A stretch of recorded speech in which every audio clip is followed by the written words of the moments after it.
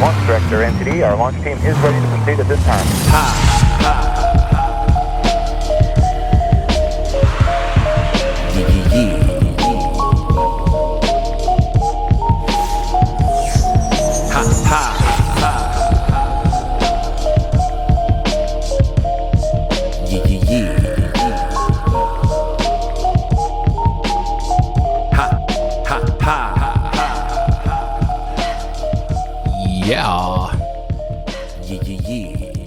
What up, people? Welcome back to the Journeyman Chronicles. Episode 57 is at your door. It's knocking. It's like this. Yo, let me in. I want to entertain you with some knowledge, with some storytelling.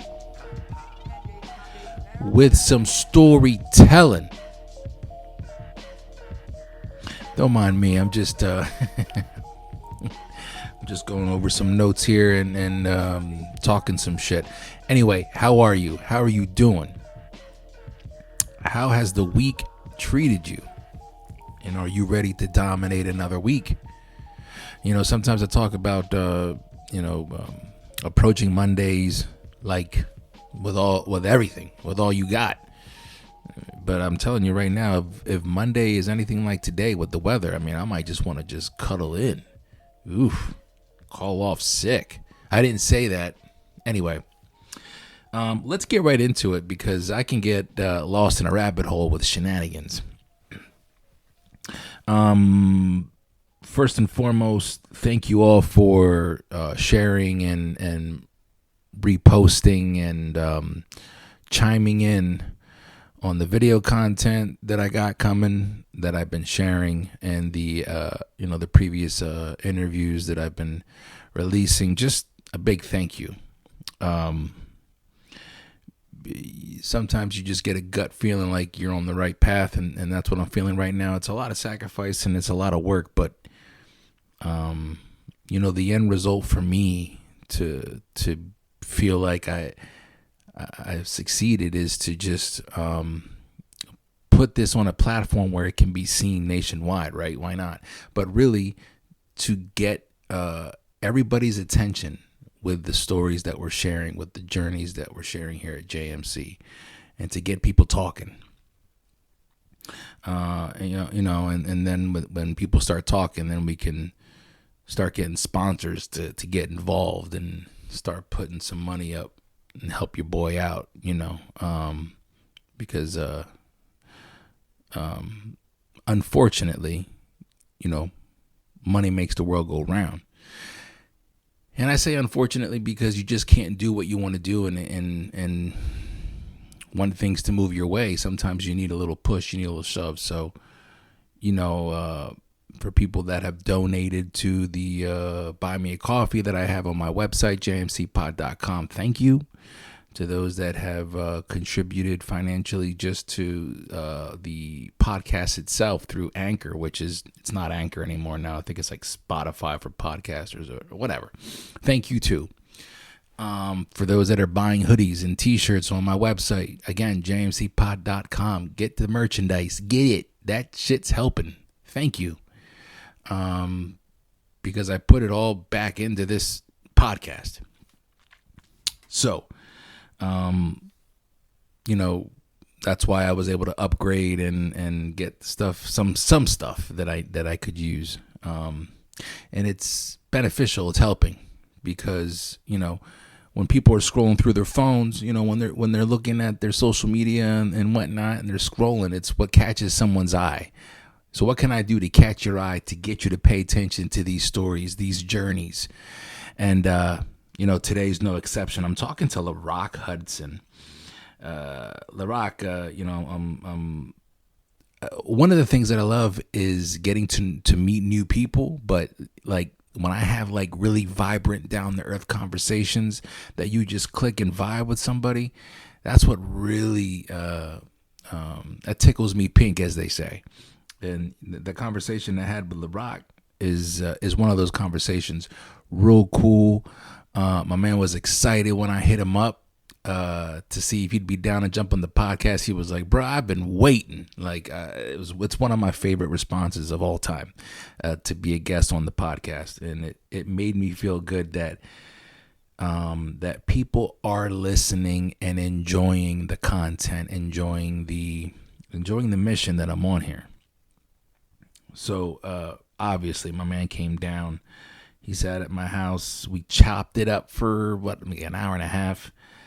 He's got an interesting story. Listen, LaRock, I'm giving you what he's got here on his LinkedIn here. LaRock, okay, diversity, equity, and inclusion consultant. So when it comes to marginalized people, when it comes to BIPOC, when it comes to minorities not getting their fair share,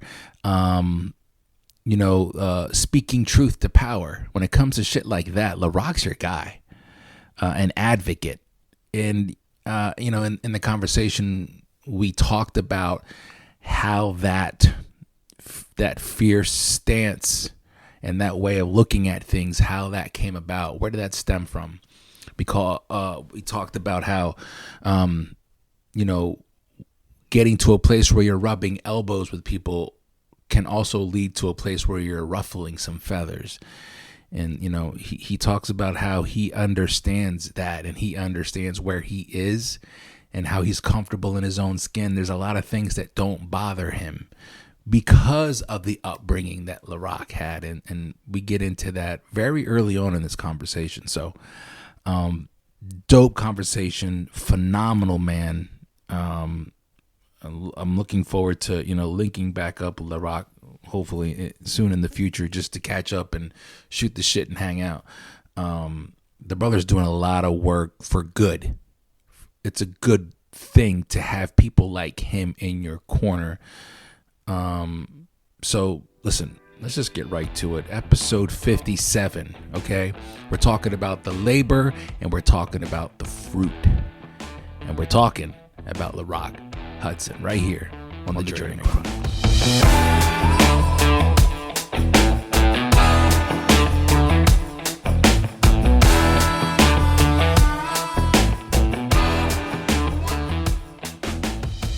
See, and that's the thing. Like, I've sat there and listened to a lot of your episodes, man, and like I don't get tired of the conversation. Oh, word.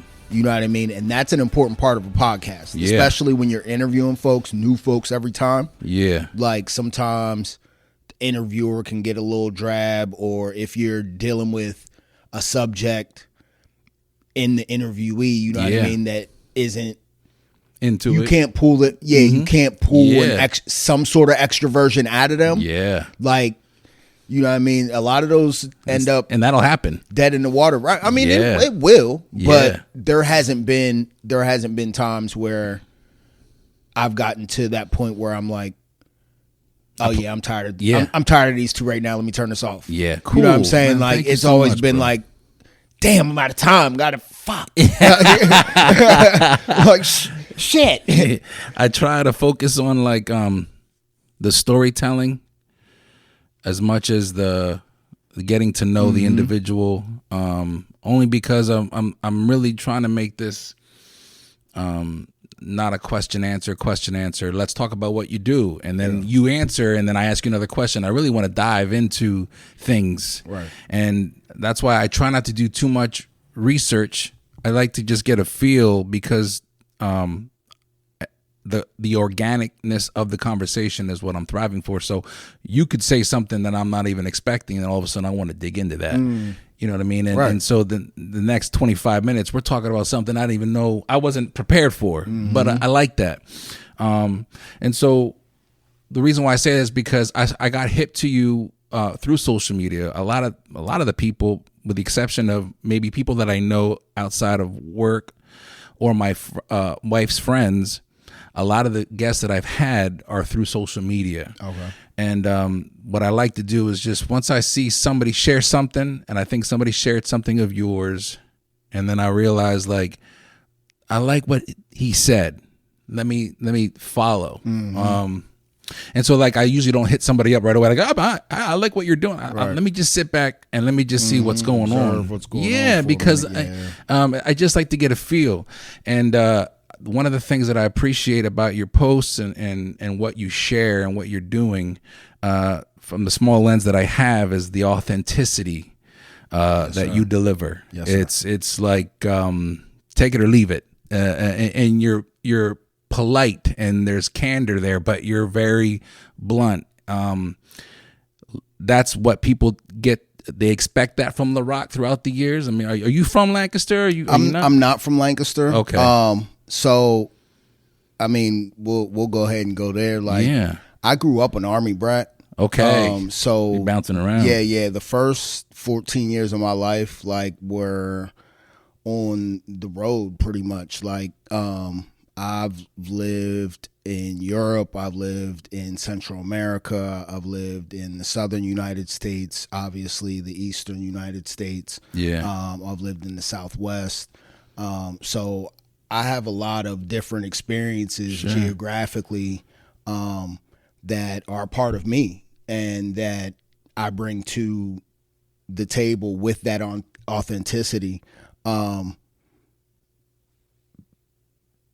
And a lot of other life experiences, right? Like, for example, I am the product of a broken home. I mean, like so many of us, but I don't know that there's many of us, at least that I've heard come across this microphone, that are from a broken home with that military background, right? Right. So not only are you lost in the sauce socially, but at home you're lost, right? Got you. My dad didn't leave once, twice, but 3 times in major segments of my life. And so there was, some other nigga filling that void. Got you. That, wasn't always the cup of tea. Yeah. You know what I mean? We don't always catch the vibe from that new dude sometimes. Right. You know what I mean? More often than not, we don't. Yeah. Especially being a young man. Right. And so, yeah. Like, as that military brat, I would come and spend summers up in Pennsylvania and Philadelphia with my dad's family. Okay. So from the time I was like 6 until 12 years old, every summer, regardless of where I was at, you know what I mean? Wow. I would come, spend the summer, and go back down, and then do the tour up here, right? Because my mom is from here too, obviously. She's from Chambersburg. My dad's from Philly. Okay. Okay. They met in Chambersburg. Gotcha. And so, like, I would come in the summers, do the tour around PA. Gotcha. You know what I mean? Yeah. And then go home wherever home was. Gotcha. But to kind of reel it back a little bit, a lot of those experiences from that I had geographically formed my opinion of things and how I see things now. Sure. Because I try to do a lot of self-reflecting. Okay. More so now than as a young man, right? Yeah.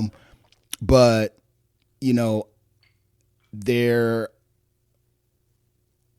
I can remember, and I have the albums and pictures of the opulence and decadence and the extroversion of Europe, right? But then what's the opulence and the deculence? Man, that I opened up. If you Google Europe, right?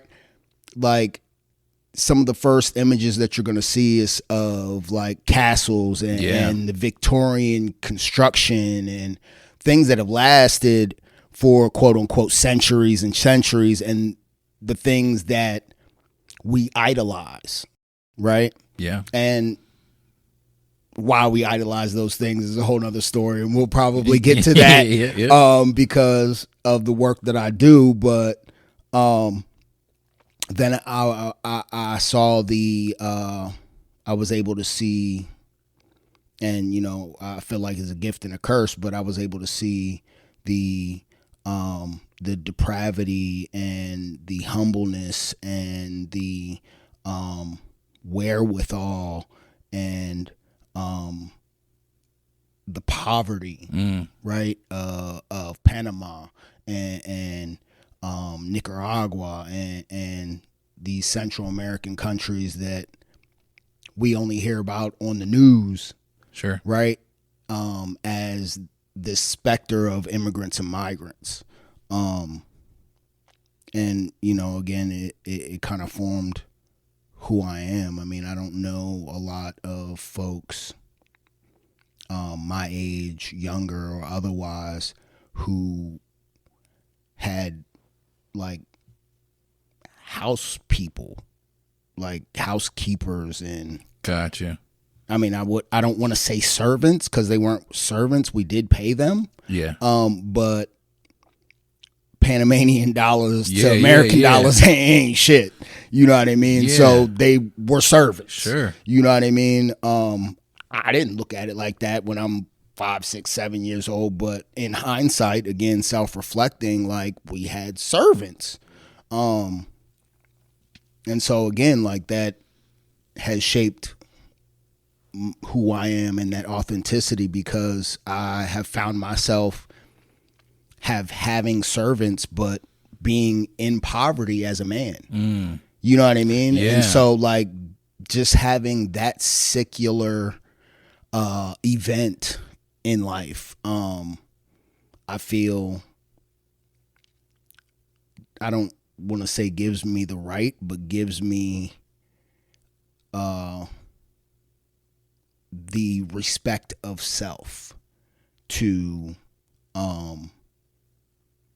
be able to, again, reflect, have that hindsight, know the situation for what it was when I was a kid. Yeah.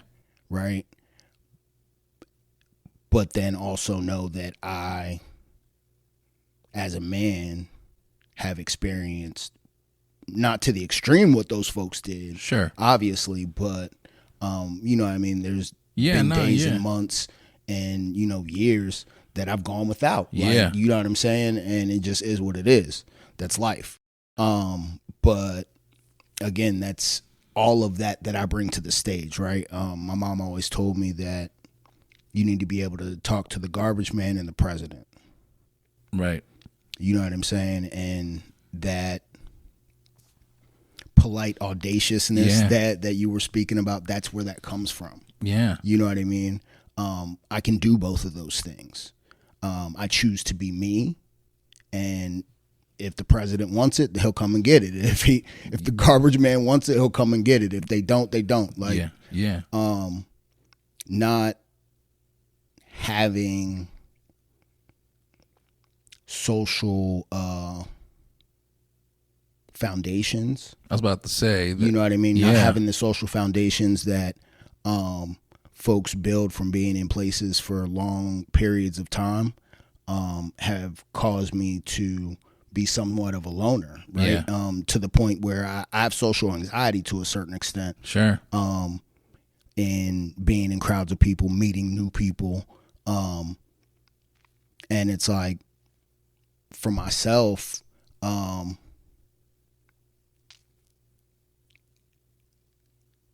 just try to put it out there.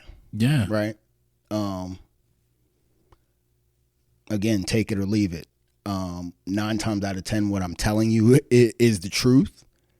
Right. And if you feel some type of way about it, it's because you're not doing whatever work it is that you need to do. Yeah.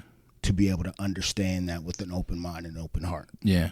There's also like a sense of comfort with, and I'm sure this came with time, and I want to dig into this too, but there's a sense of comfort that I personally relate to where it's, I know what my flaws are, so I'm going to get at it first. Mm-hmm. Let me put it out there. Let me... the B-Rabbit defense, bro. Yeah, you know what I mean? B-Rabbit defense. But it works. It's almost like it's how you got to be. You have to.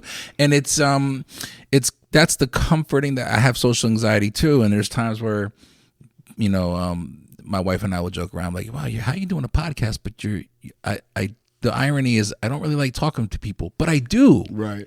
I just don't really like being in loud, crazy rooms with people that I don't want to talk to. Mm-hmm. I'm not the social butterfly.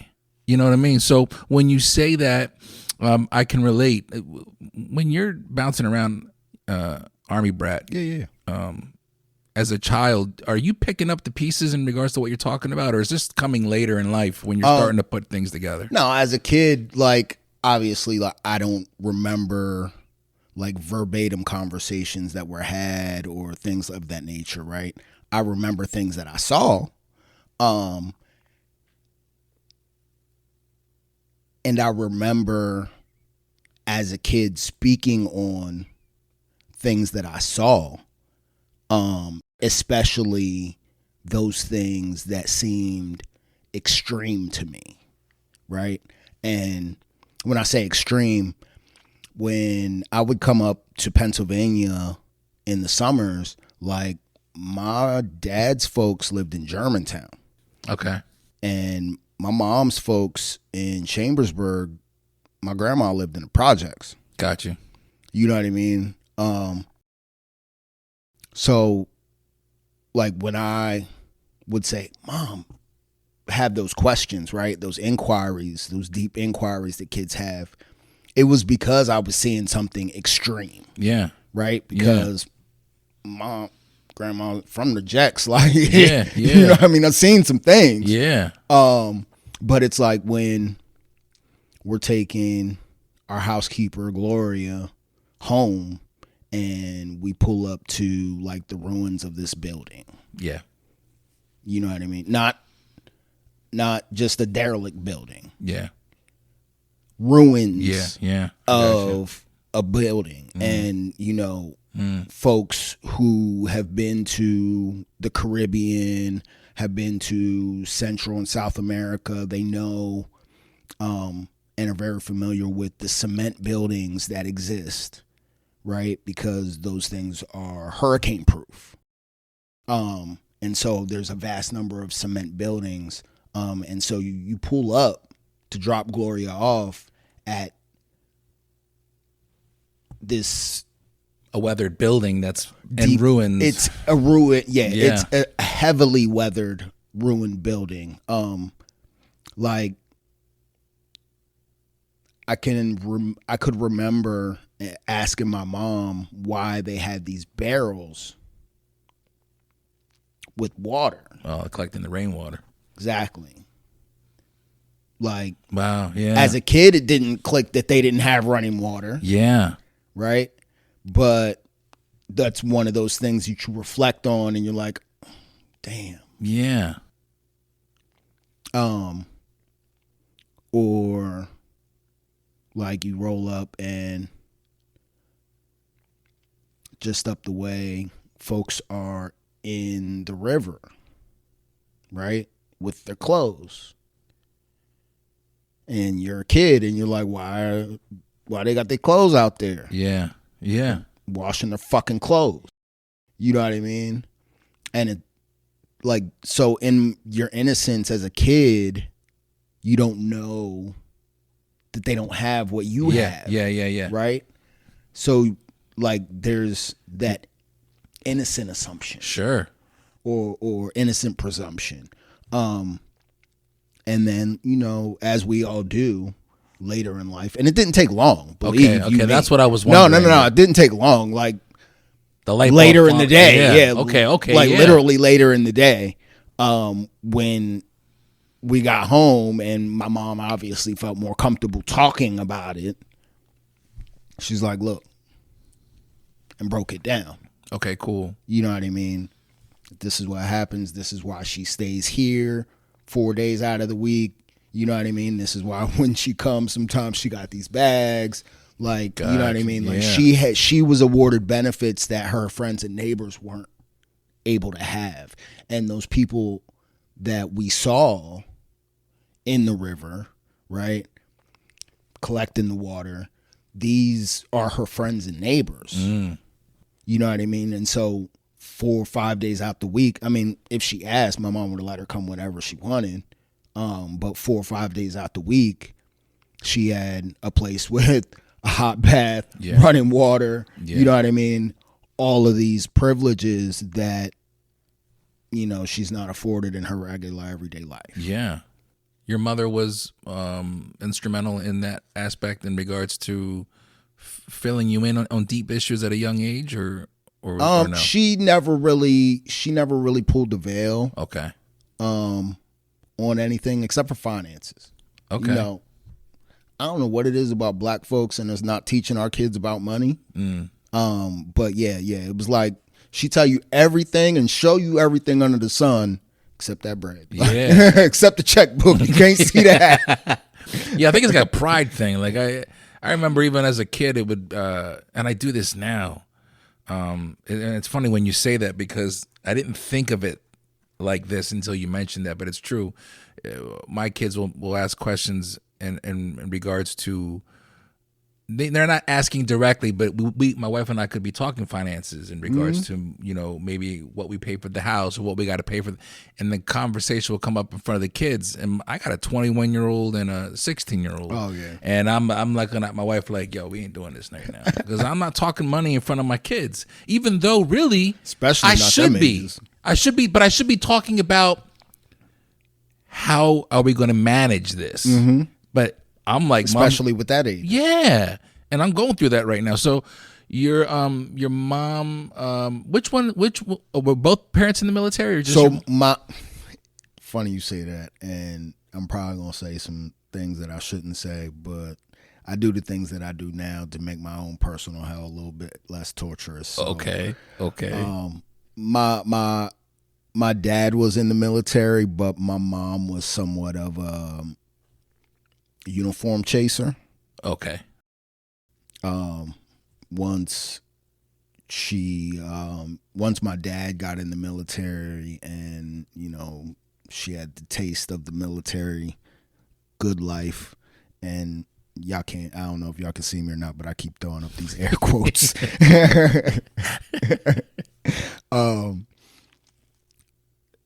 Yeah. So like I said, between times when they were together, there was these other folks, and they were in the military too. Okay, I got you now. Now I'm picking it like up, that's probably what expanded my military career, if you will. Gotcha. As being a military brat. Yeah.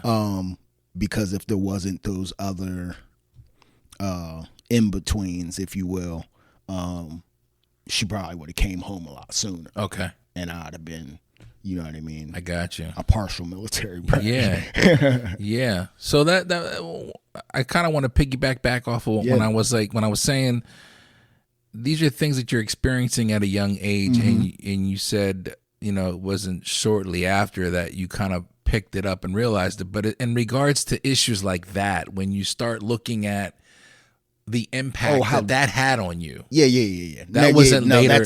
That's later in life. Okay. That's later in life. That's later in life. The impact, when I realized what type of impact those experiences had on me was, I mean, it was later, but probably in my late 20s. Okay. So it's life is funny, right? I went through this period of, because having to move around so much, learning how to not be dependent on folks, be very independent, kind of introverted, self-sufficient, may have you. And that led to me almost going overboard or extreme once I was allowed off the porch. Okay. Gotcha. And, you know, as black and brown folks, we know what that means. Yeah. You know what I mean? And so, like, I hit the ground running. Yeah. And it was 0 to 60. So and that was due to, you know, not having the exposure to other folks consistently, right? And developing this, I guess, need to be seen, or need to be a part of, because I was always the new guy. And that led me to do overly extroverted things. Okay. Like what? Not bad shit. Yeah. Just like I was very athletic, so I played multiple sports. That was one of the things. I've always kind of been cynically humorous. Okay. So kind of being the funny guy. Yeah. You know what I mean? I was always like the funny athletic guy. You know what I mean? Not cool, but not in the in crowd, but not a fucking weirdo. Yeah. You know what I mean? Yeah. I know that life. So, but like that also led me to, let me back up. When the military life ended, we settled down, my mother, myself, and my brother, we settled down in a little township. I'm not going to say it's a town because you drive through it. Yeah. And you won't even know that you drive through this motherfucker. That's how small this shit is. Called Plainfield. Okay. Plainfield, Pennsylvania. It's like 3 miles south of Carlisle. Okay. Big Spring School District. She built a house out there, which, you know, I didn't, at the time as a fucking kid, not recognizing what a feat this is for a single black woman to have her home built. Oh yeah. Way out in bumfuck Egypt, you know what I mean, where ain't nothing but the clan and the cows out there. You know what I mean? And so that's like where we settled down, and for whatever reason my happy ass decides that I need to feel needed out here. Okay. Right. And so when you say out here, you mean out in the sticks. Okay. Brother, this is listen. When I say this motherfucker might have 4 people of color in the bitch now. Oh, yeah. Like yeah. It's but you know, my mom was hip to what she was bringing me into.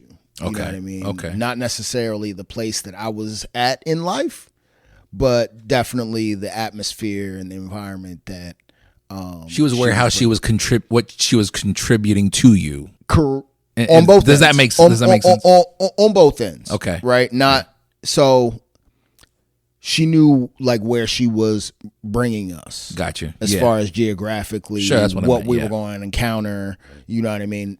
Quite honestly, it wasn't no shit that we ain't encountered before. That's why we was able to encounter what, you know what I mean? That's how she was able to just break it down with words, not necessarily put us through a whole training regimen. Yeah. But like I said, I don't know that she was in tune with where I was at. Okay. And the things that I necessarily needed, because she was focused on trying to be, you know, personally successful in building this house and da-da-da-da-da-da. Gotcha. And so being in this overly predominantly white school district area, and not being a little submissive black boy, led to me having issues with the school, with folks in the school, with the administration of the school. And that was probably the most formative time that brings me to the place that I am and the work that I do now. There was a long road to get there, to that part. But yeah, and like I said, this was Big Spring School District in Newville, Pennsylvania. And when I entered into the school district, I was in 6th grade.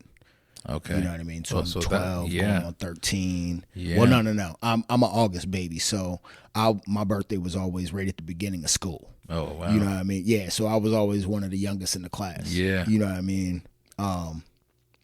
But I was always pretty mature because I was always, you know what I mean, with adults. Yeah. Like up until that time, I was usually with adults. Yeah. You know what I mean? If I wasn't playing sports, I was with my mom, with my dad, you know what I mean? Or with other adults. There wasn't, because of that military upbringing and always kind of being around, isolated, right? Yeah, gotcha. I always felt more comfortable with adults than I did kids because adults are more mobile. You know what I mean? Yeah. You're going to see them motherfuckers more often than you are kids. Yeah. So, yeah. So, you know, playing multiple sports, being kind of a funny guy, you know what I mean? Like those things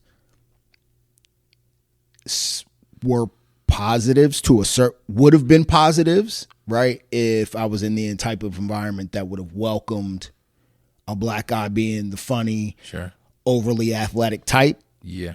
You know what I mean? Yeah. But that wasn't the environment that I was in. Yeah. And so, yeah, that led to a lot of flack with classmates. That led to a lot of flack with the school district, to the point where we had to get PHRC and the Department of Education involved, because there were situations where I was being punished more harshly than my white counterparts for menial shit. Talk about by the teachers. Yeah. Teachers, administrators. Staff, Yeah. Sure. Yep. And like I was never like a insubordinate kid. Okay. You know what I mean? I was always pretty respectful. Wasn't until later in life where I'm like, fuck authority. Yeah. You know what I mean? Yeah. I would think it. Sure. But I would be compliant for the most part. And like I said, like those early battles with authority and having to take on the power structure as a 12-year-old kid with, you know what I mean, holding his mom's hand, but having to be totally responsible for everything that happens through the process because I got to fucking go to school. Yeah. You know what I mean? Yeah. The end of the day, 180 days out the fucking year, I got to go face these motherfuckers again. Yeah. You know what I mean? That is what has formulated me into what I am today and who I am today. Well, when you mentioned it was during your formative years, that makes sense. You said this is pretty much what led you to the road of what you're doing now, advocating, strategizing, putting black and brown people in positions. Can you break down and explain how you got into what you're doing now, what your thought process is for how you're looking at what you're doing for the future? Because the beauty and the thing that I've seen many people that I interview, including yourself, isn't something new. It's there's always this saying that I've heard where it's almost like there's things that we're doing that we're probably not going to see the fruits of. Oh, yeah, certainly. Are you picking up? So it's almost like you're blindly having faith that this will work out for generations from now. The reason why I bring that up is because I don't think a lot of people notice that in the work that takes place in these small little windows in the city where people are doing big things. You always hear about the big shit that happens in the bigger cities. You hear about on the news, the movies that are made, but the stories that are what you just broke down for me, and obviously I want you to. I'm not trying to step on your toes. Yeah, no, you're good. I wanted to bring that up because I never had a chance to really say that before. But what you're doing isn't something new. It's just a shame that there's a consistent battle and work that needs to be done to put black and brown people in a position, to help black and brown people in a position. Do you ever think about that? Because it's almost like the hamster wheel of work and I always think about that. Yeah. It drives me fucking crazy. Okay, cool. It's funny because my partner was just telling me today, she was like, listen, I watch you and all you try to do is be a conduit to help other people, and I see it stress you the fuck out and it hurts me. And I'm like, what are you gonna do? Right. Yeah. I mean, I don't know how to turn the shit off, honestly. Yeah. You know what I mean? And let me be transparent, bro. Like, please. I'm 43. I'll be 43 years old this year. Okay. So I'm not a spring chicken. Yeah. By any means. I'll be 44. You know what I mean? Yeah. Shout out to the hey, the 40 plus club. You know? So as much as I do think about the work that I'm doing or try to do that I won't be around to see, there's so much work that I'm doing that there's, in the terms of this work, going to be instant gratification. Okay. Right? A lot of the folks, especially in Lancaster, like Lancaster's special from the aspect in that it's so small and the median age of the folks is so young. The median age of folks in Lancaster City is 32 years old. Right? So the average folks of people in Lancaster City is 32 years old. Wow. 10 years younger than us. Right? Yeah. So that's nuts. If I was to give one of these movers or shakers, right, that needs $5 today, I'm going to see it. I'm going to see the fruit of that labor. They're 10 years younger than me. I'm going to see that. I got you now. You know what I'm saying? I got you now. Yeah. And in some cases, these folks are 15, 20, more than that younger than me. Yeah. You know what I mean? And they're at a place that I only wish that I was fucking at. I was just going to say. I only wish I was fucking there, bro. Yeah. And because we can't roll back the hands of time, I'm not going to envy them and where they're at. I'm going to support them to get them to where they want to be. There you go. You know what I mean? Because at the end of the day, like, I have all of that magical shit that they call potential and had it back then. Yeah. But there's a lot of time that I fucking squandered. You know what I mean? And so when I go out in these streets and I tell folks the half-ass joke that I said earlier about wanting to make my own personal hell a little bit less torturous, like, dog, I'm serious. Yeah. Like, it's a joke, but I'm serious. Yeah. You know what I mean? Like, I did enough dirt to fill the gap in between me and these young folks that I'm out here trying to help, that hopefully by doing these things in the 10, 20, hopefully 30 or 40 years I have left, you know what I mean? Yeah. The ancestors will shine down on me and see that I turned over a new leaf and was the person at least that I was supposed to be. Gotcha. You know what I mean? Maybe I didn't aspire to be or make it to everything that I was supposed to be, right? But, you know, there's more wealth in spirit than there is in money. You know what I'm saying? And so at the end of the day, as long as they see that, we good. There you go. Yeah, and I like that. I like that thought, and I was thinking the same thing. Like, and I mentioned this several times throughout the course of this podcast with the interviews that I've done when I'm talking to people from the area, especially Lanc, because I grew up in Lanc. Yeah. And like, I know Lanc isn't perfect, and I know I'm from it, so I love it. But where it's at now, compared to where it was at when I was a kid, even in high school in the late 90s, it's leaps and bounds as far as like what's being brought to the table. But what I do appreciate is the consistent foot on the neck, so to speak, of let's not get lost in the let's not get look what we're doing. Yeah, let's you see not what I'm get saying? too comfortable. Yeah. Like the glitz and glam is nice, but you know, sooner or later, and the women will tell you, you gotta take that shit off. You know what I'm saying? And what do you look like underneath that makeup? You know what I mean?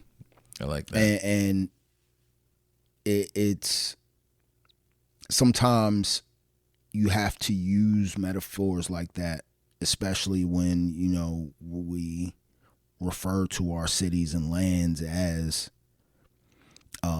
some sort of gender, right? You have to really put it into perspective for folks. Yeah. You know what I mean? Okay. And they'll tell you the city, she is mean, right? And so if she's mean, what's she look like underneath that makeup? You know what I mean? What's making her mean? Yeah. And, you know, like, and you being from the city, like, you know what's making the city mean. You know what's making the city mean over years, right? And it's funny that you said the late 90s because I actually came here the first time in I think it was 02 or 03. Okay. And came because I was young doing dirt, my stupid ass. I was mixed up with my oldest son's mom and had a plug on some weed in Philly and, you know, was making trips and, you know, just doing dumb shit. Yeah.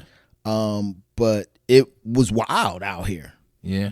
Like, and I ain't fuck around out here. I just was here because it was an easy train stop. Yeah. You know what I mean? like it was here or Harrisburg, and at the time I actually lived in Harrisburg, so that was I didn't live in Harrisburg, but that's where my folks were at. So Gotcha. It didn't really make a whole lot of sense for me to be trying to do dirt where I sleep, right? Yeah, no shit where you eat, so to speak. Yeah, exactly. So yeah, I was out here and still got into a bunch of dumb shit. And it was wild, bro. Like, it was when they first started putting all these fucking cameras up on every block. Yeah. Bro, I like, remember that. Yeah. It was wild. Like, and in knowing that all these cameras was up and that they was recording everybody, like, people just didn't give a fuck, right? Like, the apparatus, the institutional apparatus had its foot on folks' necks, and it was, and I didn't see it because I wasn't from here, right? Yeah. I wasn't politically involved. I didn't even have a political mind at that point. Gotcha. You know what I mean? So I didn't know what was going on in the government. I didn't know what the struggle and strife was in the city. I didn't know, you know what I mean, what this attitude of not giving a fuck was by folks that lived in the city. You know what I mean? Like, I'm just like, yo, it's dope out here. It's like North Philly out here, bro. Like, what the fuck? So, you know what I mean? Like, I was really out here, you know what I mean? Yeah. I was really out here tripping. And it didn't occur to me until, you know, I really started spending time moved back to Lancaster in 2020. And I really start to get a grasp on what the struggle and strife was about, right? And what the attitude of folks not giving a fuck was coming from. And it wasn't because they didn't give a fuck. It's because for most of their lifetimes, most of their lifetimes, there's been this force oppressing them. I mean, there's not really any other way to put it. Sure. You know what I mean? And the pressure of that and the sacrifices that have to be made, and the expenses that have to be made,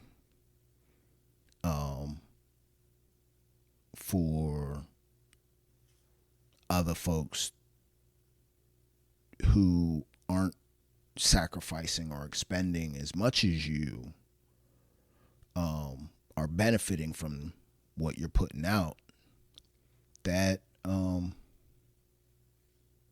it rubs people the wrong way, man. It hurts. Yeah. Right? Like it regardless of what anybody will tell you, it hurts like a motherfucker to get smacked in the face every day. And now people will hear that and they'll be like, fuck, what is he talking about? Listen, it's not going to hurt the first day. It's not going to hurt the second day, the third day, right? But on that 10th day, when I've smacked you in the exact same fucking place,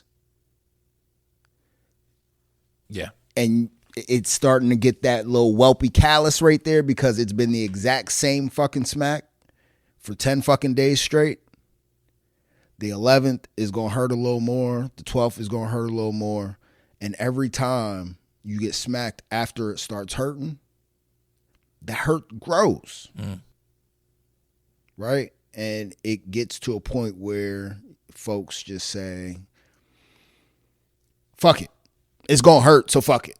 Whatever it is. Right. Right? Whatever we're fucking. Right. Whatever it is, fuck it. You know what I mean? And at that point, when it hurts so bad that they say, fuck it, can you blame them? Our folks will say, well, yeah. You tell them to get involved so they can change shit.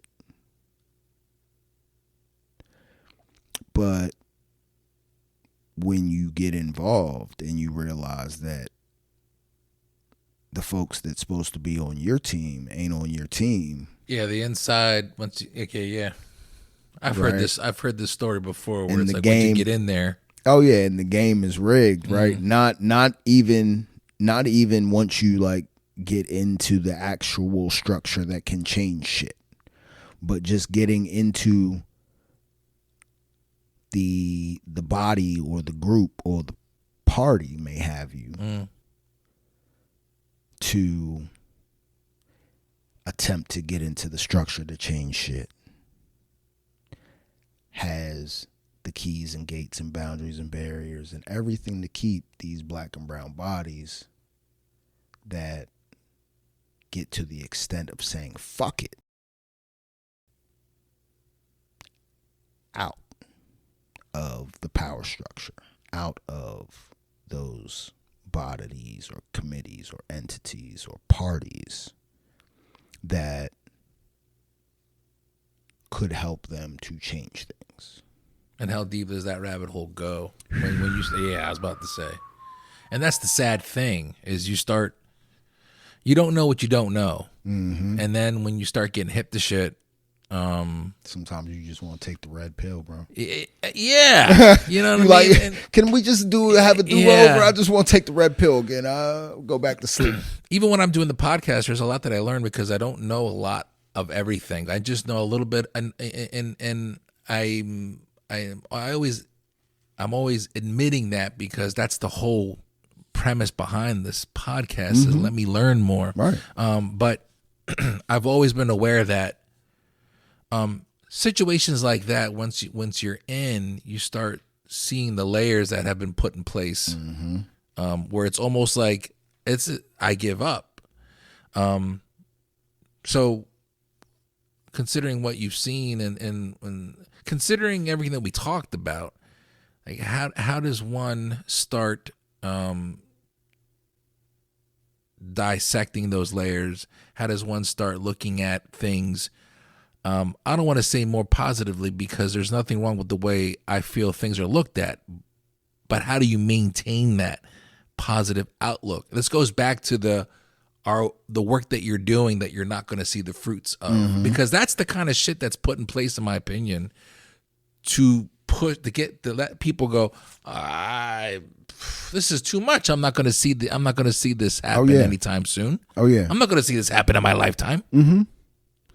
I mean, so there's situations like that, and then there's situations that you're put in because you aren't going to be anything except authentically you, that cause an immediate ripple effect or immediate change. Okay.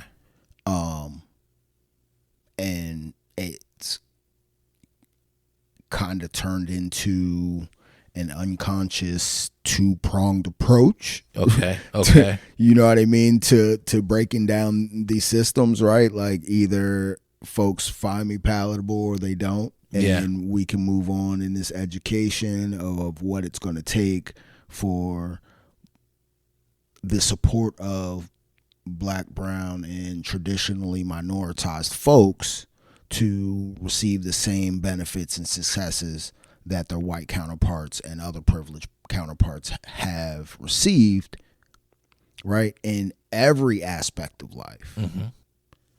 Or we're just going to keep hitting this wall and not getting anywhere. But every time we hit this wall, you're going to feel it. Mm. Fair enough. Right? I do like that, yeah. Right? Like, as long as I'm around, there's not the passive escape, right? If I'm in it and we hit the wall, it's going to be abrasive. You're going to feel that you hit the wall, and you're going to want to divert your direction because you felt that you hit this fucking wall. Yeah.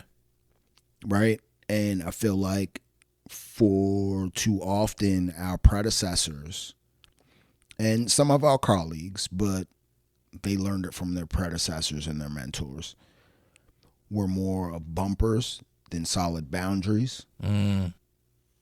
Right? And that's where we get the sleeping generation, or the complicit generation, as folks call it. Okay. You know what I mean? The folks that didn't really do nothing. Oh, just put your head down, put your nose to the grindstone, you'll make it. Yeah. Yeah. Knowing that the shit is rigged, you know what I mean? Oh no, don't make no waves. Just go ahead and do what you gotta do. You know what I mean? Like, you're not at the place, you don't do the work that I do, right? Right. And you know that don't work. Right. You know what I'm saying? You're feeling that don't work. Yeah. You know what I'm saying? In your life. And your life isn't one where you're interacting with these government officials and calling truth to power on a regular basis. You know what I mean? Like, that's, you know what I mean? Mm-hmm. Like, you were professional. You know what I'm saying? In the work that you do. And now you're switching over to this because that shit didn't work for you. Yeah. You know what I mean? The putting your head down, making somebody else's pocket fat. Yeah. You know what I'm saying? Yeah. Being a stickler for somebody else's shit wasn't happening for you. Right. You know what I mean? Absolutely. And so it was like, I got to find something new. Yeah. And my way of something new has been, because I was kind of in the same place, right? And before 2020, I just kind of volunteered. You know what I mean? Like, I would donate shit. I would volunteer for different organizations, kind of part-time, like fleetingly when I had time. What drove you to volunteer? Like, what was it that... Just kind of the self-reflection and stuff that we talked about earlier. Just knowing that even in what we would call poverty in the United States, I still had a whole lot more than a lot of other motherfuckers. Yeah. Right. And at the end of the day, what the government's telling me is poverty might not necessarily be poverty. Right. Yeah. And when you are a young dude, right, making $16,000 a year on the books, but you got multiple pairs of $200 shoes. Yeah, the math ain't mathing, as you said. You know what I'm saying? It's not necessarily poverty. You know what I mean? You say you had started volunteering, and that's what started you to get into the political mindset, so to speak, or? No. So okay. So from young, my mom, my grandmother always kind of instilled a sense of giving back in myself and my brother, right? And even my later stepmother, who I would get very, very close with, more so than my biological mother, always instilled a sense of giving back to the community in some way, shape, or form, some way that you could afford to give back, right?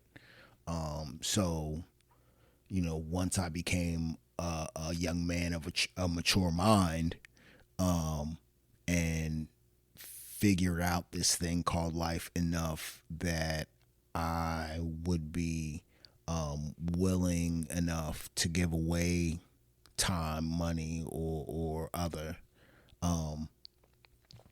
I started getting involved and just volunteering on a slight basis with different organizations and school orientated groups, you know what I mean, because I had my son at that point.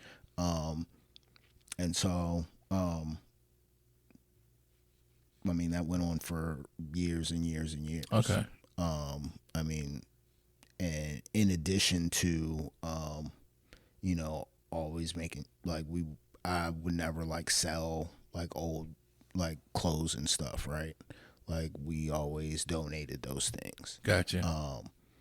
So there was always that instilled in me, and I tried to pass that on to not just my kids, but other folks that I come in contact with, because I really believe if you give back to those less fortunate, it comes back to you. Sure. And it comes back to you stronger than what you get. Absolutely. And doing that on a consistent basis will keep you sufficient. You know what I mean? It'll keep you not wanting. Gotcha. Gotcha. But yeah. Once I didn't have to worry about a paycheck, oh boy, it was kind of off to the races. Then I could devote all of my time to the causes that were important to me in 2020, and the pandemic brought that opportunity. Sure. And so, when everybody hit the street protesting, I was right out there. Okay. But not even the political mind started before that, right? And it started pretty much when I seen a black man trying to run for the highest office in the land. Yeah. And knowing, let me think, I was 2008, I would have been 28, so about 2008. Wow. yeah. I just realized, it was 2008. 2008. I was already very keen to the many institutions of America being built for us to not only fail but to be subjugated. Sure. And so I was very curious in how the fuck are they going to take Barack Obama down? You know what I mean? From the very moment that he became a bona fide, viable contender, right?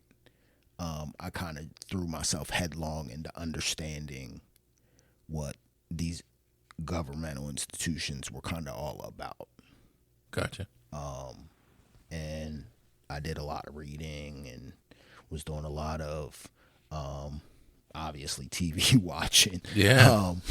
But just, over the years trying to every day train myself as to what some of this terminology is, what this means, what that means, why are they doing that, why are they doing this, and not just on the federal level but also on the state level, and also on the local level, right? Because we got to understand, like, in a commonwealth, every jurisdiction has a different way its local government is set up. Every one of these little townships and shit isn't set up the same way, right?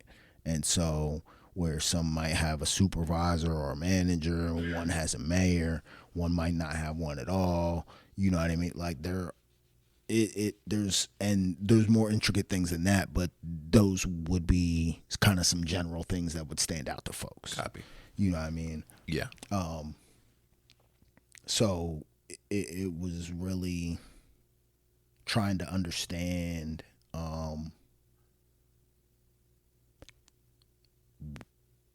what the weapon is and how it's wielded, right?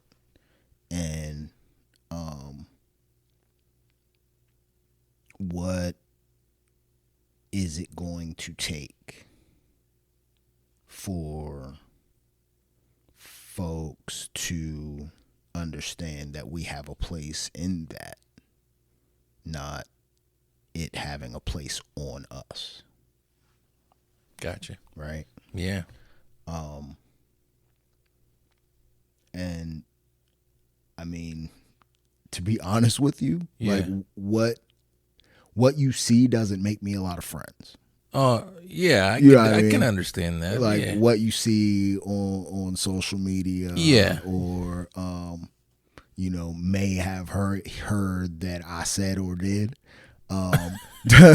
doesn't get me a lot of friends. I usually only see what you post, so well, that's good. But I can understand that goes back to when I said earlier about the authenticity, and how you said, like, sometimes that might rub people the wrong way. Yeah. But it is what it is. It is what it is. Yeah. I can't be nobody but me. Right. You know what I mean? You can't be nobody but you. Mm-hmm. You know what I mean? So if something hits you a certain way, you don't like something. Yeah. You know what I mean? The presentation's off. The details ain't matching up, you know what I mean, with what your ideal of what should be happening is, or what's presented to you should be. Yeah. Yeah. Are you responsible for your reaction? Fair enough. I hear you. Right? Yeah. And it's not to say that you go out and you act a fucking donkey. Yeah. Right? But you may curate your rebuttal to an action or a conversation in a manner that makes folks bristle up. Gotcha. You know what I mean? Yeah. In recognizing, especially when you're dealing with folks that are a part of the power structure, that they wield their place in that power structure as a weapon. Gotcha. Right? Yeah. And so if you're bringing a knife, I'm bringing a fucking gun. Yeah. You bringing a gun, I'm bringing a tank. Yeah. You know what I'm saying? Yeah. And I mean, I know at the end of the day, the power structure is bigger than I am. Yeah. Right? But that's where that work that you're talking about comes into play. If I know that I've affected things to the point that now you have to create a policy, you have to create this committee to investigate such and such, like, you know what I mean? Not only is new policy being created, but also now there's precedent for whatever to be more transparent, you know what I mean, for it to be for it to hold more integrity, whatever the case may be. Yeah. Yeah. So you, one of the things that I appreciated about not only like the entire process of interviewing and talking to people, but watching what you're doing is you're not just. I'm trying to figure out how to say this because there's a lot of people that there's people that I follow and then I realize, okay, wait a minute, you just like to talk. You ain't it, right? Yeah, you know what I mean. Right. But there's like with you and others that I've been watching. There's like this. I don't want to say educational, but you are providing. Here's my beef. Mm-hmm. Here's what I think we should do. Here's the math. Like, right. I say that because I like when you say that the math ain't math. Math ain't math. I appreciate that because not only are you provoking people to think, but now you're giving like the back end. It's not just so much a blanketed statement of you're not doing this. Oh yeah. It's you're not doing this, and here's why I think you're not doing it. Here's what I think you can do. Mm-hmm. Why aren't you doing A, B, and C? Mm-hmm. All that you have. Does the army, the army brat life, the experiences that you've had, cultivating, bouncing back and forth, does all that play a role in? Here's the receipts. Here's take it or leave it. Here's what I need you to do. That bravado that you.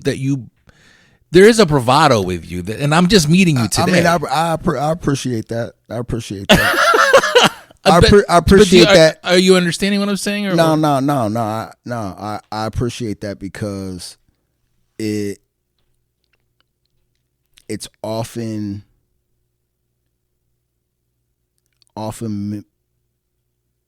mislabeled.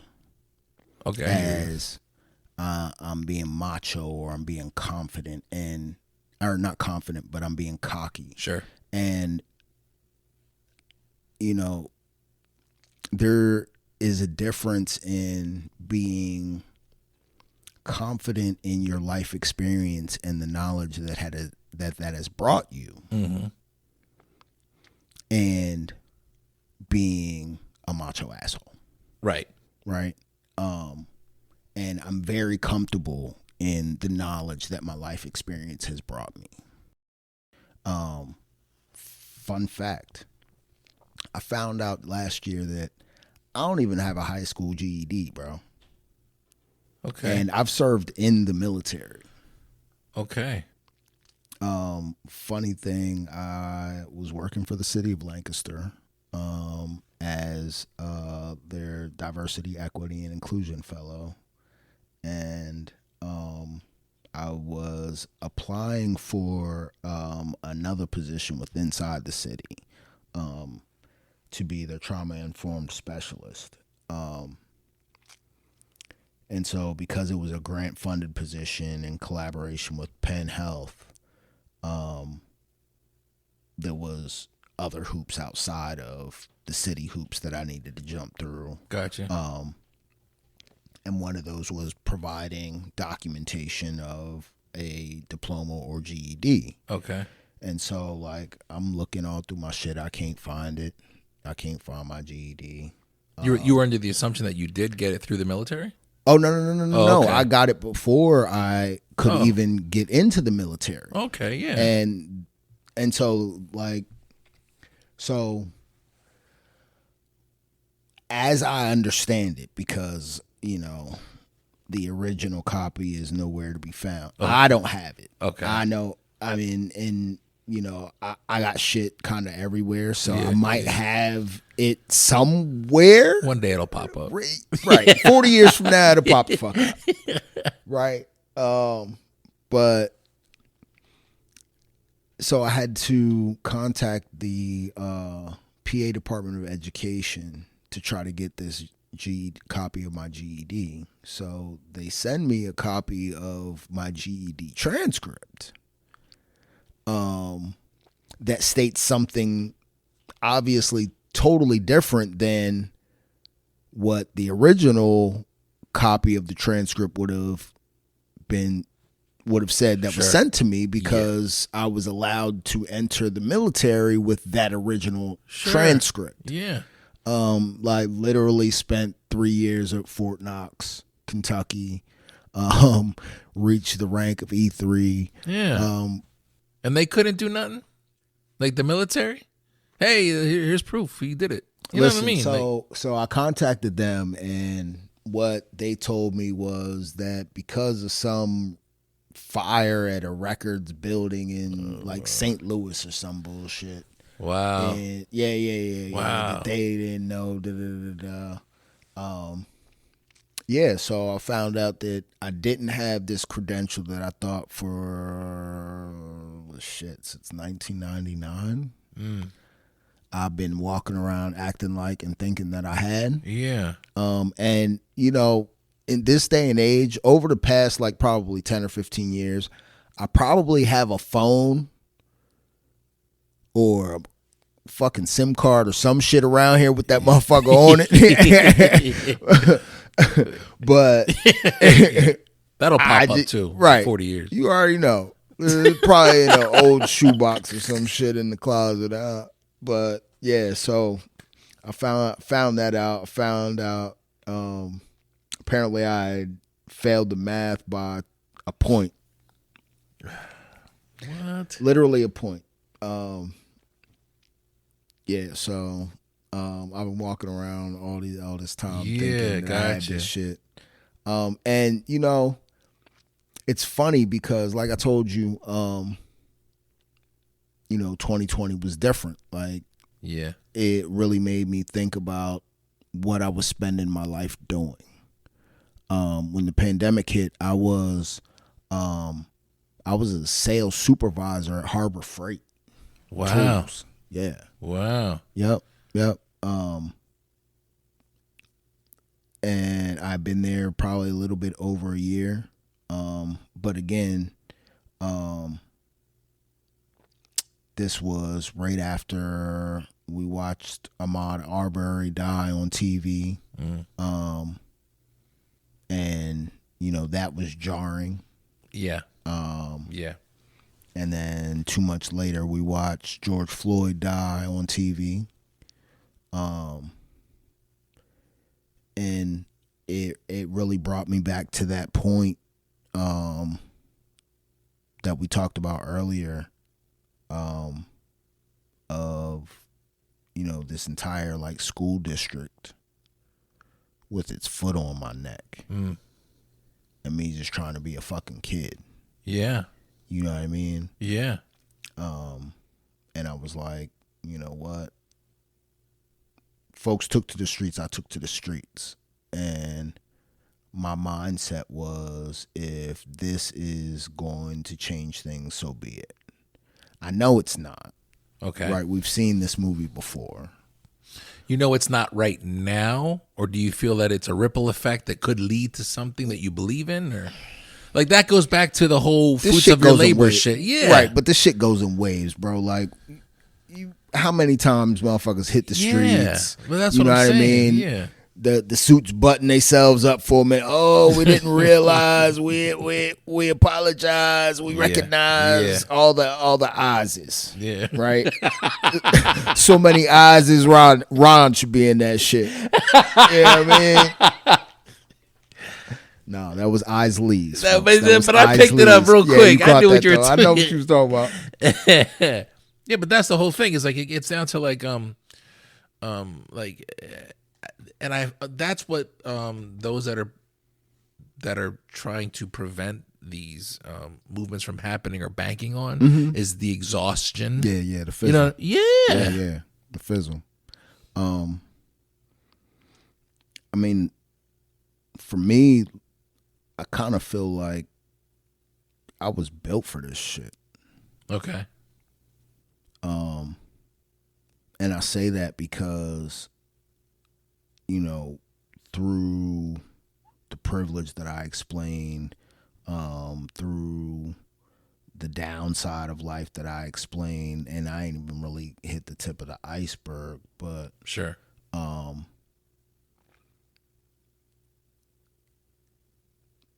I got a lot of life experience, man. Mm-hmm.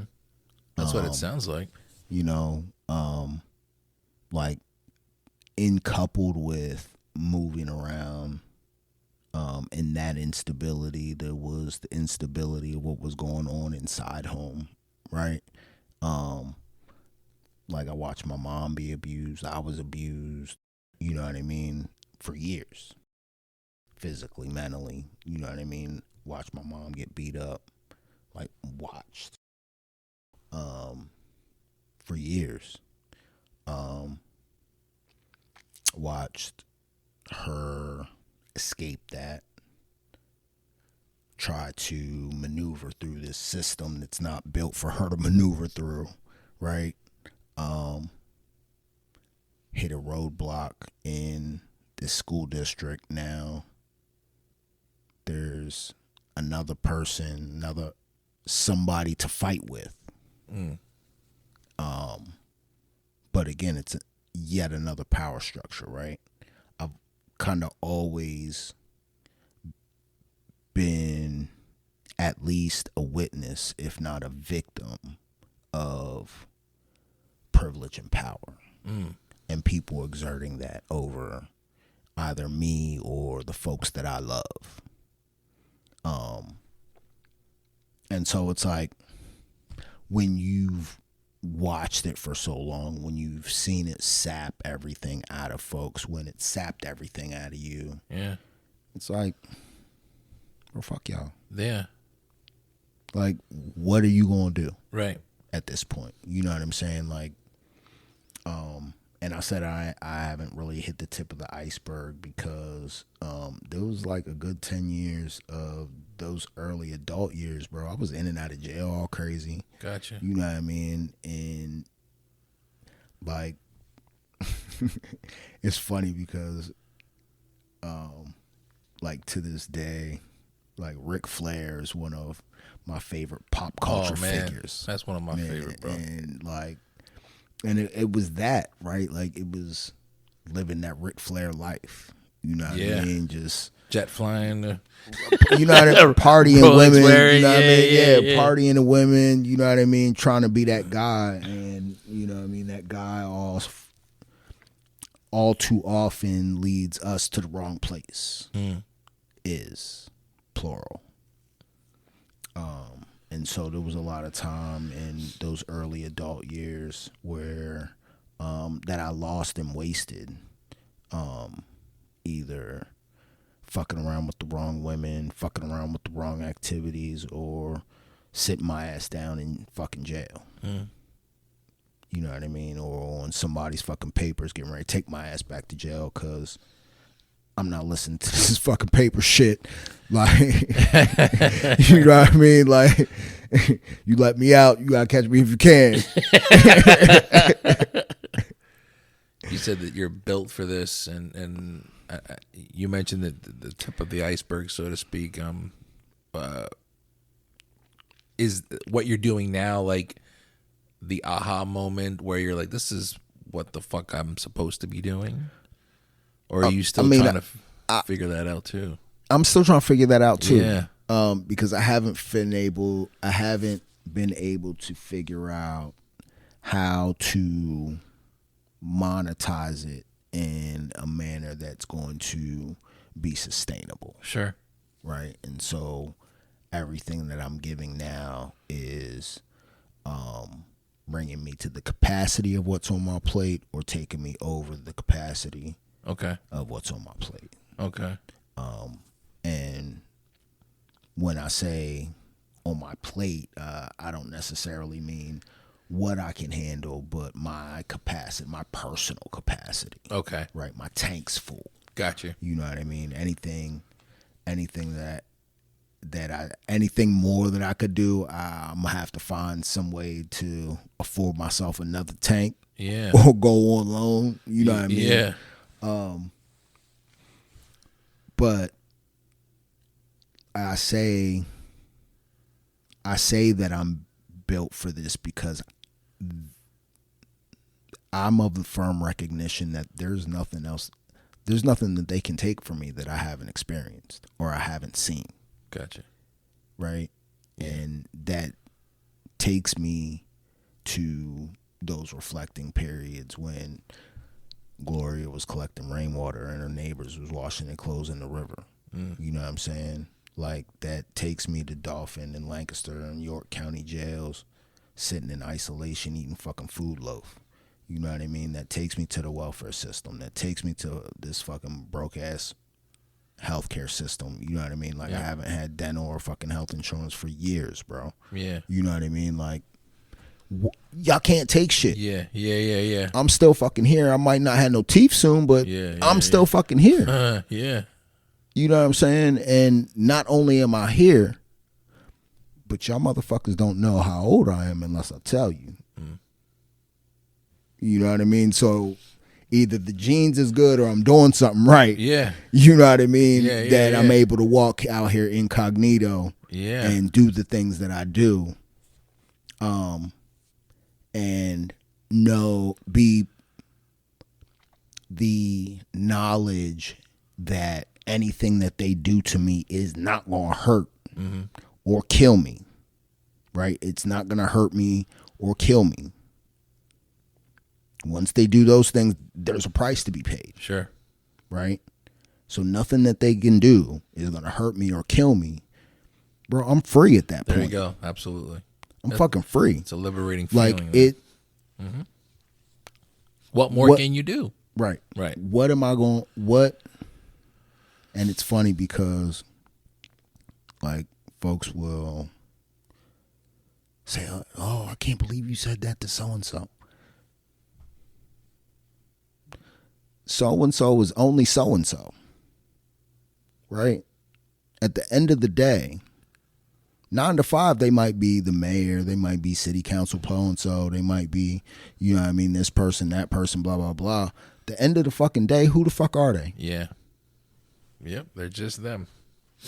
And regardless if they're sitting in that seat, in that position, in that office or not, all day they bleeding the same red as you. Yep.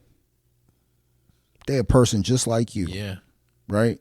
So don't worry about, oh, I can't believe why you said this to Deneen or whoever the fuck. Why don't you say it? Yeah. Right? Yeah. And then the other recognition is you're paying these motherfuckers. I was about to say they're in a position where they're supposed to be hearing all sides. However, you're paying these. That's the bag. There is, I believe that, like, if I'm handling things appropriately, if you're in a position, and I feel that you need to hear whatever it is I'm feeling or what I see, you're in the position to receive that information. Oh yeah. I mean, if I'm giving it to you in a cordial manner, you may not like the tone, you may not like the delivery, right? But it's actual, it's factual. I got nothing wrong with that. I think a lot of people aren't comfortable with confrontation, and that's where you got to get over that hump. You got to get over it. Yeah. You got to get past it. Yeah. You got to get past it. That's the part where I'm like, yo, sometimes that goes back to the conversation we had earlier about, and I wanted to jump in. I'm glad I'm circling back around. Is the generations of the keep your head down. Oh yeah. You know, I have met family members where I'm like, you act like you don't see the fucking writing on the wall. It's not working that way. We gotta. It's not me. Yeah. Oh, don't worry. You just gotta use these words, and all you gotta do is. But that's not changing. That's not working. No. People don't like confrontation, and I grew up hating confrontation, but I realized my mom always used to tell me this shit. You know, sometimes you just gotta handle things, and you gotta take care of it first. You gotta be. That goes back to the beginning of the conversation where I was like, sometimes with my anxiety, I got to get ahead of it. Confrontation, I don't like it, but I know I got to open this door to get through it. So I'm opening the door, and I'm going to use my creative prowess, however you want to word it, the way you're savvy, the way you handle it. You know how to manage yourself through that door, but I'm going through the fucking door. Right. And I feel like when I'm watching you maneuvering and I'm listening to you talk, it's your life experiences have helped you maneuver yourself through the doors, and people have feathers that are getting ruffled, and it is what it is. And what do you see yourself? I always wrap up my interviews like this. In the next 5 years, 5 to 10 years, what is LaRock Hudson doing? Where do you see yourself? How are you going to be maneuvering? Are you trying to create a stronger impact with the work that you're doing? Oh, yeah. Obviously, yeah. Oh yeah, for sure. So right now I'm on the mission, and it's funny because with me, like, my missions always, the missions that I tend to pour myself into are always based off of some sort of slight that I've taken. And so where I see myself in 5-10 years is influencing and helping to support the next couple rounds, next few rounds, next generation of Black and brown leaders in the region. Gotcha. There's been numerous situations where in entering into different we'll call them opportunities, but I don't really feel as though if something isn't welcoming to you and ready for you to belong to it, that it's not an opportunity for you. Fair enough. So there's been numerous quote unquote opportunities that I've been involved in the area that have turned out harmful. To you? Oh yeah. Harmful to me,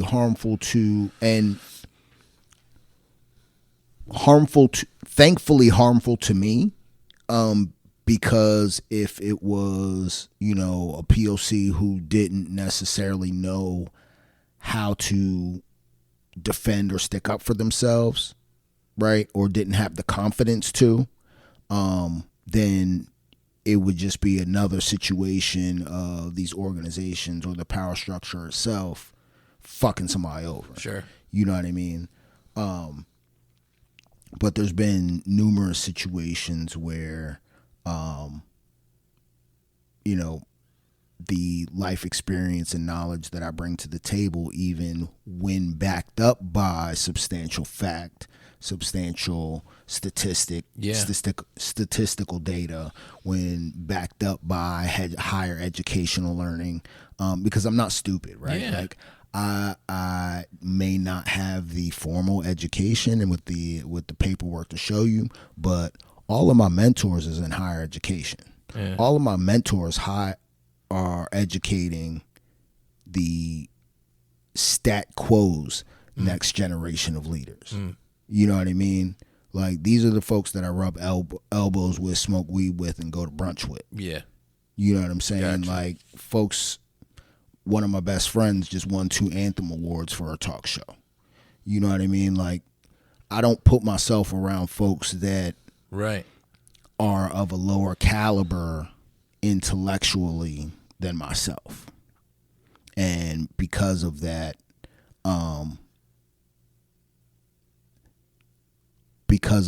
it gains me respect, but because of the lack of credentials, doesn't gain me respect. So it's this back and forth. Oh yeah. It's like this middle kind of wavy ground. Like, does he know? Does he not know what he's talking about? Oh, well, let's just see who cosigns. Yeah. You know what I mean? Yeah.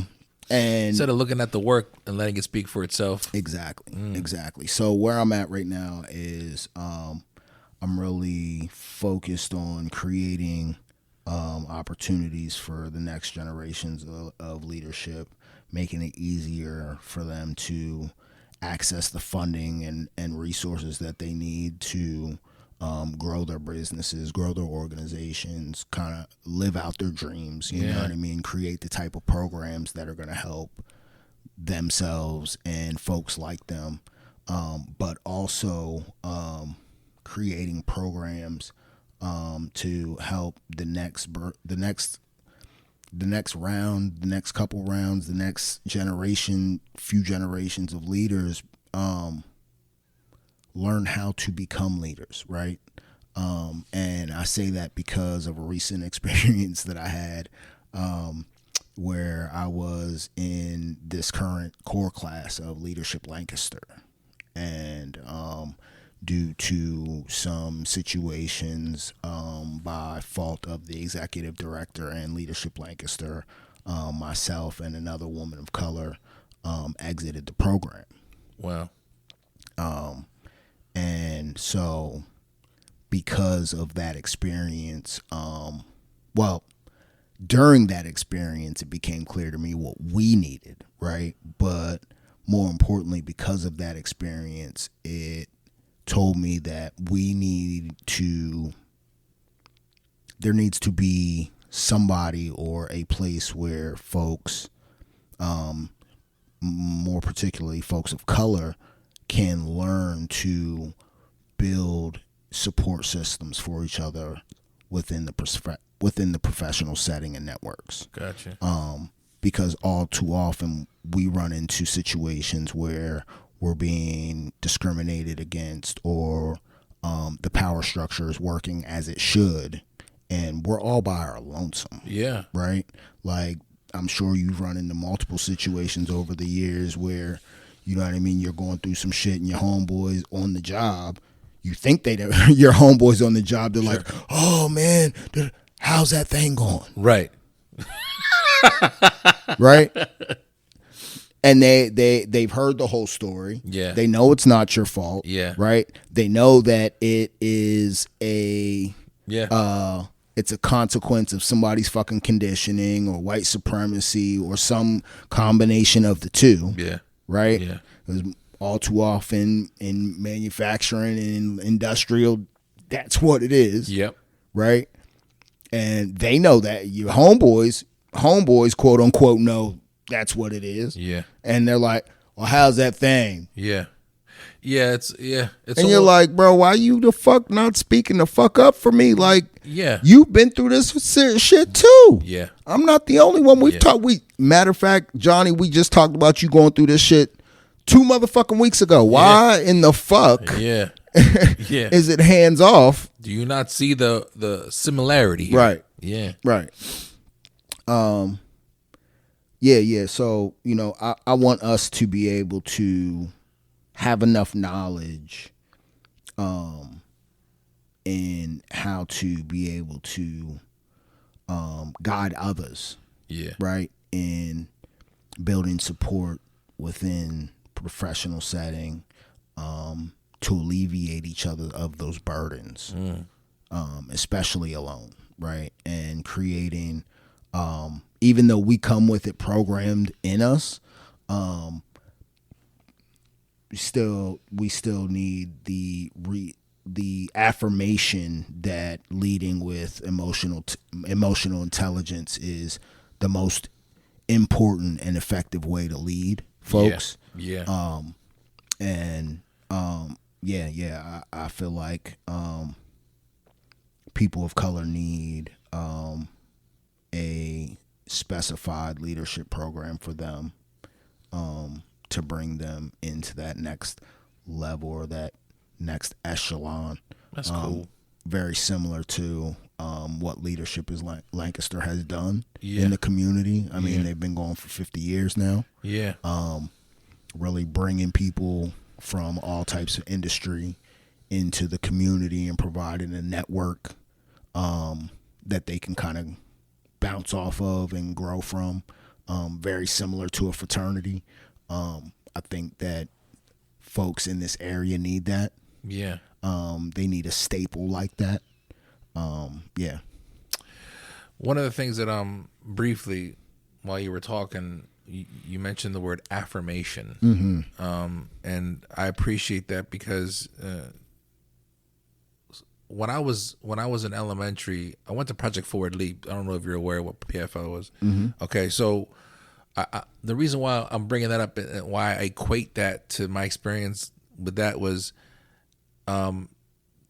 gifted to inner city youth to help propel your academic school year. So I was 6th grade going into 7th. Yeah. I went to Millersville for the summer, educated what was going to happen in my 7th. So when I got to 7th grade, I was already hip. The reason why I'm bringing it up is because I felt noticed and I felt the affirmation of you can do this. Yep.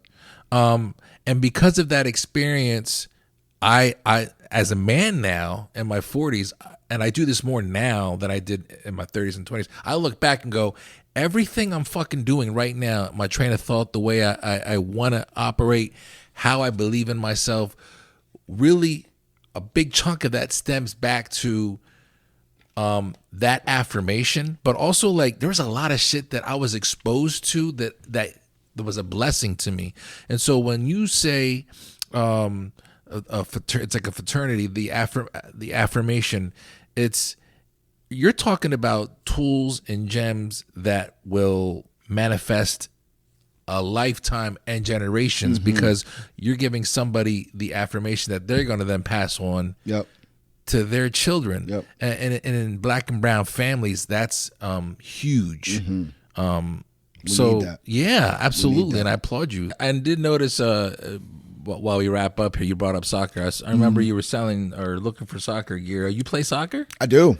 I didn't know that. I do. mean, obviously I didn't. I just met you, but how long have you? Is that from bouncing around, seeing things over the world? You got hip to soccer? No, I've been playing since a kid. Yeah, Word. that was one of the only consistent things. That's been one of the only consistent things in my life. Gotcha. And then we kind of separated during my knucklehead phase that I was saying earlier when I was trying to live my Ric Flair lifestyle, right? We lost touch with each other when I was wooing all over the place. Yes, you woo. Yeah. And then man, I was old when I picked it back up. I was 34. Still 34 when I picked the ball back up. But that's I admittedly, I don't play soccer. And it's always hard for me to watch it, but I've always admired like the stamina. Like, bro, that's a lot, bro. You're running, running, but you love that shit, obviously. Yeah. I ran 3.4 miles Sunday. So you keep and up. And we wasn't even really playing. It was just kind of kicking around.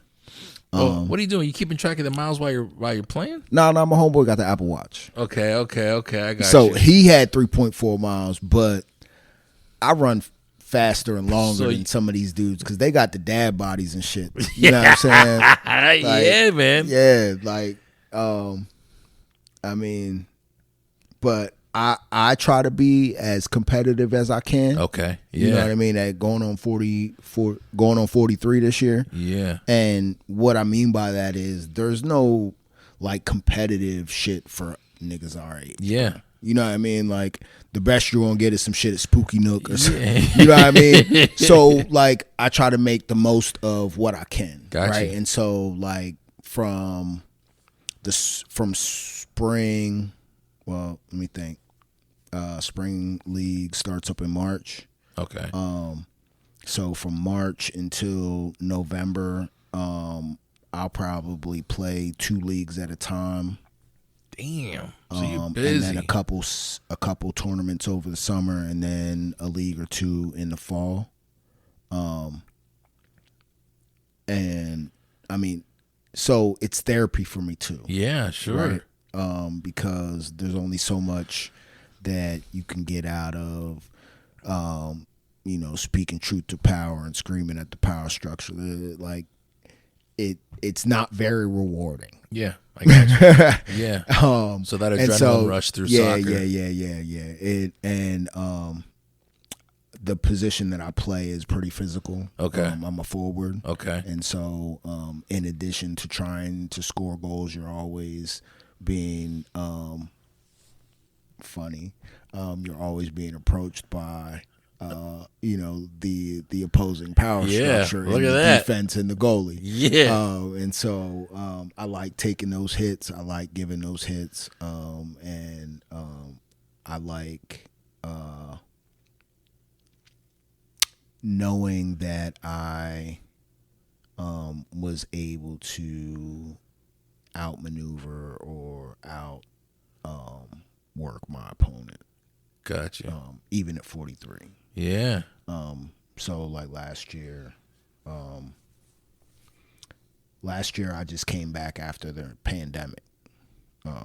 So I hadn't played since February 2020. Okay. So I came back last year in March, and I set a personal goal for myself to score 20 goals by fall. And I ended up scoring 39. Wow. Through all the competitions that I participated in. And I felt on top of the world because I'm playing with guys like half my age now, right? Yeah. And most of the guys that I played with are half my age. Like there was one league that I played that was over 30. Okay. But even still, they're young. 30 is probably in there. Exactly. Yeah. Exactly.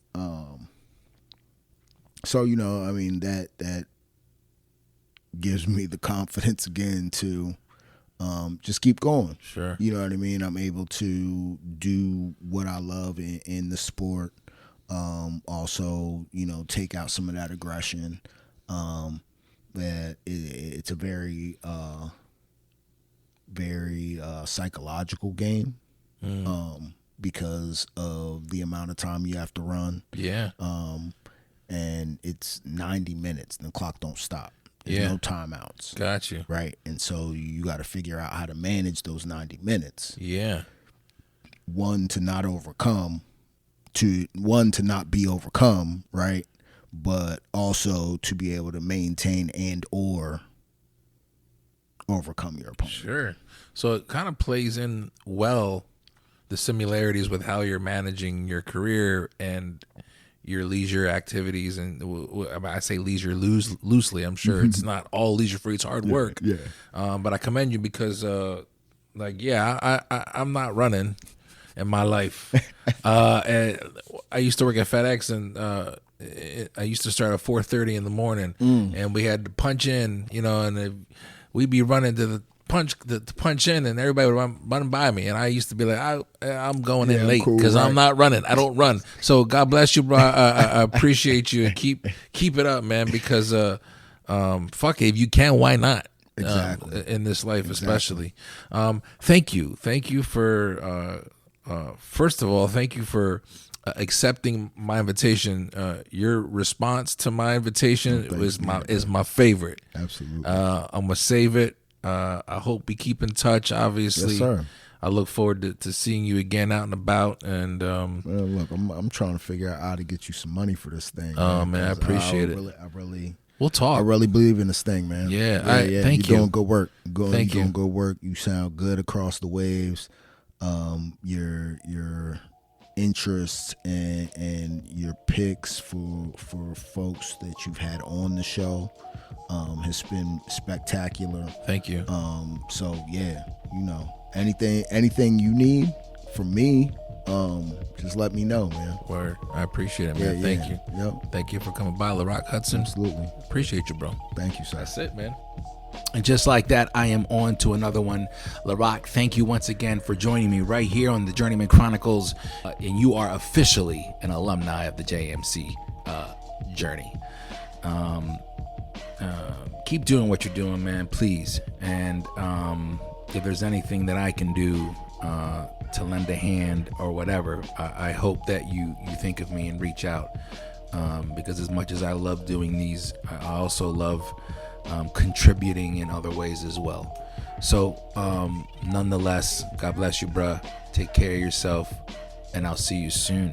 For the rest of you, check this out. Next week, I got an episode for you that you're also going to enjoy. It's episode 58. I'm talking to Jasmine Taylor, a.k.a. Pan, a spoken word artist, a music artist, a poet, a rapper. My girl's got bars. She's just dropping them. Listen, you're going to enjoy this conversation because we really get deep about mental health and what she had to go through. So that's next week, episode 58 on the Journeyman Chronicles. Until then, please take care of yourself and remember to maintain focus and stay continuous through all 4 seasons. My name is Felix C. Arroyo, and these are the Journeyman Chronicles. Y'all be safe.